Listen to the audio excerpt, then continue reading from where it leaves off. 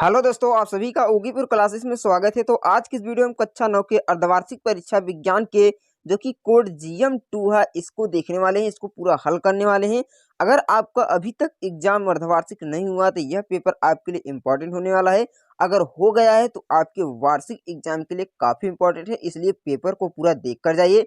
चाहे आप UP board से हो, चाहे एमपी बोर्ड से हो, चाहे किसी भी बोर्ड से हो, आपके लिए पेपर काफी इंपॉर्टेंट होने वाला है। यह पेपर जो कि यूपी बोर्ड का है, लेकिन सभी बोर्ड के पेपर में इसी तरह से क्वेश्चन पूछे जाते हैं। तो चलते हैं पहले क्वेश्चन की स्टार्ट करते हैं। तो यहाँ पर पहला क्वेश्चन दिया है कि निम्नलिखित में से कौन सी राशि अदिश राशि है। अदिश राशि का मतलब होता है अधन दिश, जिसमें दिशा की आवश्यकता नहीं होती, केवल परिमाण की आवश्यकता होती है, उसे अदिश राशि कहते हैं। अगर हम बल की बात करते हैं तो बल एक सदिश राशि है। विस्थापन की बात करते हैं तो विस्थापन भी एक सदिश राशि है। त्वरण भी एक सदिश राशि है, लेकिन दूरी एक अदिश राशि है। ऑप्शन नंबर ए आपका बिल्कुल राइट हो जाएगा कि दूरी एक अदिश राशि है। उसके बाद अगला क्वेश्चन दिया है कि चाल का मात्रक क्या होता है। तो चाल बराबर होता है दूरी बटा समय। चाल बराबर क्या होता है? चाल बराबर होता है दूरी बटा समय। दूरी का मात्रक मीटर होता है, समय का मात्रक सेकंड होता है। तो चाल का मात्रक हो गया मीटर प्रति सेकंड। क्या हो गया? मीटर प्रति सेकंड। ऑप्शन नंबर ए आपका बिल्कुल राइट हो जाएगा। अगर पूछा जाए कि यहाँ पर दिया है मीटर पर सेकंड स्क्वायर, किसका मात्रक है? तो त्वरण का मात्रक है। त्वरण का मात्रक होता है मीटर पर सेकंड स्क्वायर और चाल का मात्रक होता है मीटर प्रति सेकंड। ऑप्शन नंबर ए आपका बिल्कुल राइट उत्तर हो जाएगा।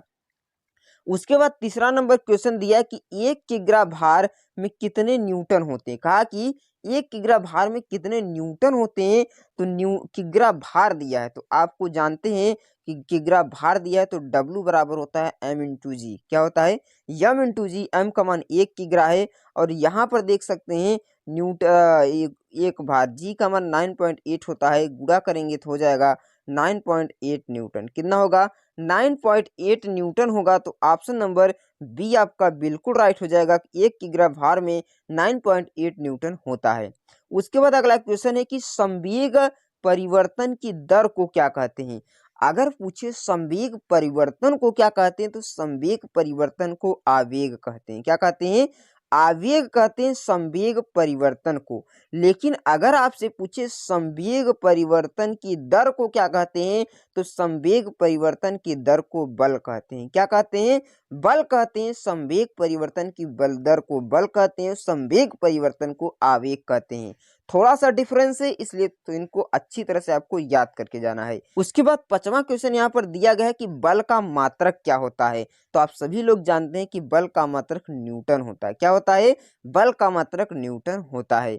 उसके बाद नेक्स्ट क्वेश्चन दिया है कि एक व्यक्ति का पृथ्वी पर भार 60 किलो है, चंद्रमा पर इसका भार क्या होगा। अगर हम चंद्रमा पर जाते हैं तो किसी वस्तु का जो भार होता है 1/6 गुना हो जाता है। तो हम 60 का गुणा इसमें कर देते हैं तो सिंपली उसका भार 10 न्यूटन हो जाएगा। कितना न्यूटन?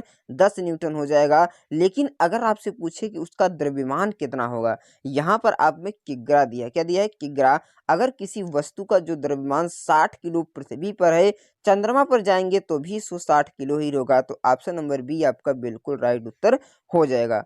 उसके बाद नेक्स्ट क्वेश्चन दिया है कि गुरुत्वीय त्वरण जी का मान निर्भर करता है कहाँ कहाँ पर। पृथ्वी के तल से नीचे जाने पर बढ़ता है। बिल्कुल गलत। अगर हम पृथ्वी के तल से नीचे जाते हैं तो गुरुत्वाकर्षण जी का मान घटता है। उसके बाद कहा है कि पृथ्वी के तल से ऊपर जाने पर घटता है। बिल्कुल राइट है। पृथ्वी के तल से ऊपर जाएं तब भी क्या होता है? घटता है। पृथ्वी के चाहे नीचे जाएं चाहे ऊपर जाएं, जी का मान घटता है। प्रत्येक स्थान पर समान नहीं रहता, सभी ग्रहों पर समान नहीं रहता। तो ऑप्शन नंबर बी आपका बिल्कुल राइट उत्तर हो जाएगा। उसके बाद खंड अगले से दिया है कि 8वां नंबर क्वेश्चन, अनिश्चित आकार वाले पदार्थ को क्या कहते हैं। यानी जिन पदार्थों का आकार निश्चित नहीं होता है। अगर हम ठोस की बात करते हैं तो ठोस का आकार निश्चित होता है। द्रव की बात करें तो द्रव का आकार निश्चित नहीं होता। कैसे नहीं होता? जैसे कि मैं एक गिलास ले लूं और एक यहाँ पर थाली ले लूं। अगर मैं इसमें पानी को डालता हूं तो द्रव का आकार गिलास के आकार हो जाता है। अगर मैं इसमें थाली में डालता हूं तो द्रव का आकार थाली में हो जाता, थाली के अनुसार। अर्थात इसका जो आकार है बदल रहा है, निश्चित नहीं है। तो द्रव का निश्चित नहीं होता है। उसी प्रकार गैस का भी निश्चित नहीं होता है। तो ऑप्शन नंबर डी बिल्कुल राइट हो जाएगा। गैस और द्रव का जो आकार है निश्चित नहीं होता है, जबकि ठोस का आकार निश्चित होता है। उसके बाद कहा कि सोडियम का तत्व का प्रतीक क्या होता है, तो सोडियम जो प्रतीक होता है यनय होता है। क्या होता है? यनय होता है। ऑप्शन नंबर बी आपका बिल्कुल राइट उत्तर हो जाएगा। उसके बाद 10वां क्वेश्चन दिया है कि गीले कपड़ों को सुखाने की प्रक्रिया क्या कहलाती है?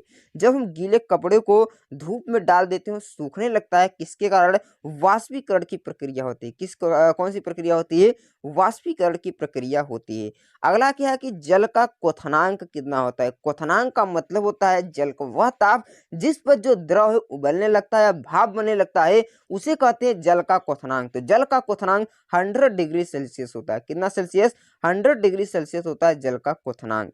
उसके बाद 12 नंबर क्वेश्चन दिया है कि निम्न में से विलयन है, निम्न में से कौन सा विलयन है? दूध, वायु, सोडा जल या साबुन का विलयन। तो सोडा जल एक क्या है? विलयन है। तो ऑप्शन नंबर बी आपका राइट हो जाएगा।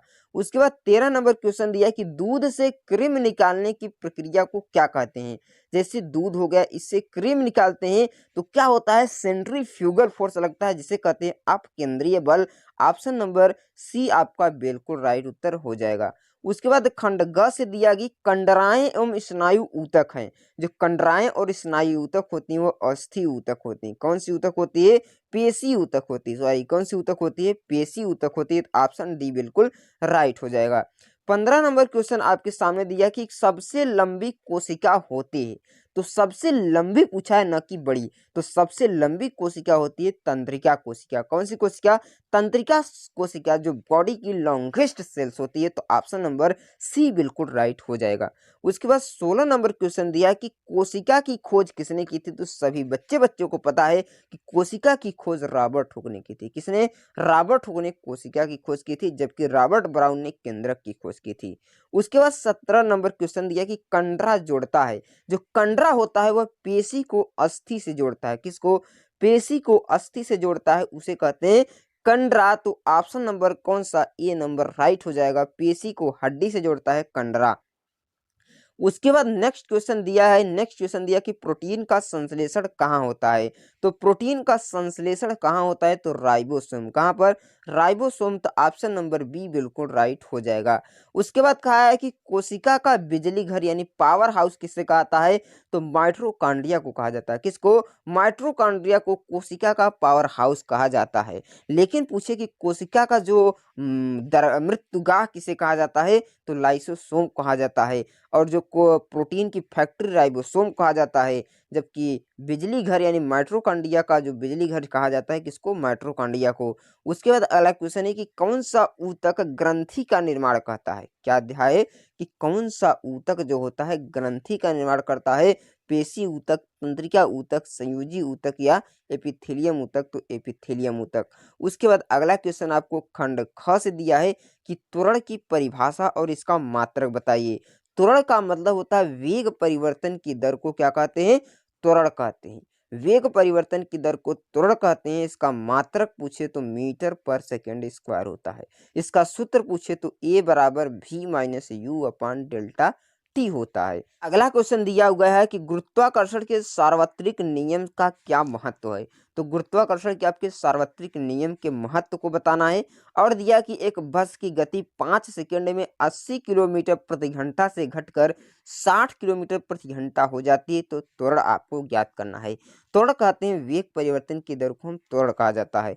त्वरण आप ज्ञात कीजिए तो वेग परिवर्तन की दर है। तो त्वरण जो है 60 से बाद में 80 से 60 हो जाती है। तो 60 माइनस 80 अपान कितना समय? 5 समय। तो हो जाएगा, घटाएंगे तो हो जाएगा 20 अपान 5। कितना?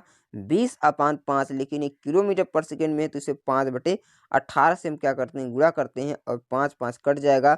18 में से 10/9 आ जाएगा। कितना?